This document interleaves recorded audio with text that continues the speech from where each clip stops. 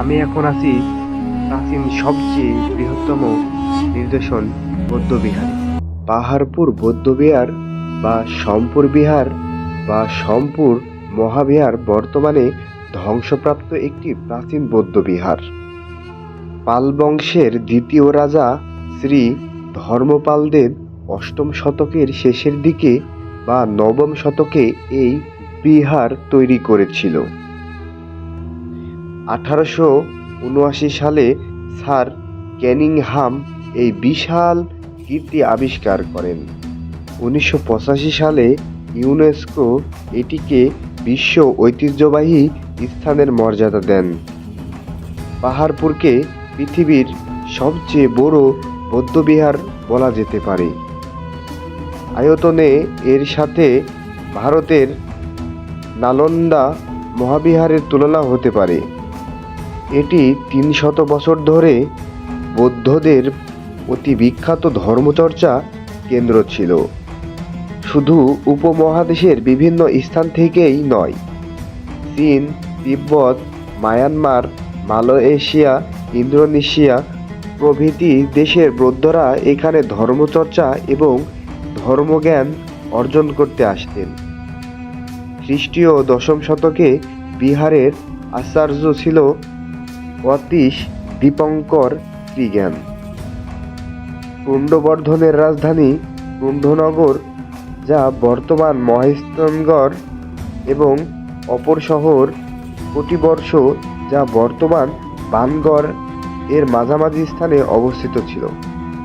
সম্পুর মহাবিহার এর ধ্বংসাবশেষটি বর্তমান বাংলাদেশের বৃহত্তর রাজশাহীর অন্তর্গত নওগাঁ জেলার বদলগাছি উপজেলার পাহাড়পুর গ্রামে অবস্থিত। অপরদিকে জয়পুরহাট জেলার জামালগঞ্জ রেলস্টেশন থেকে এর দূরত্ব পশ্চিম দিকে মাত্র 5 কিলোমিটার।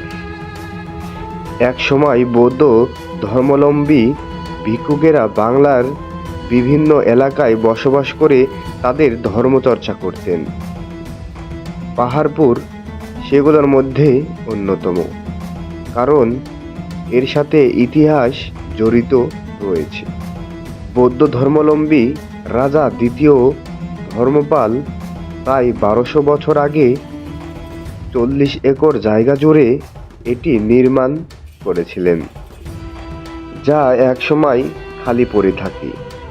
ফলে যুগ যুগ ধরে উড়ে আসা ধুলাবালি ও মাটি এটির চারিদিকে জমতে থাকে। একসময় এটি মাটির স্তূপে ঢাকা পড়ে পাহাড়ের মতো হয়ে যায়। সেই থেকেই এর নাম হয়ে যায় পাহাড়পুর।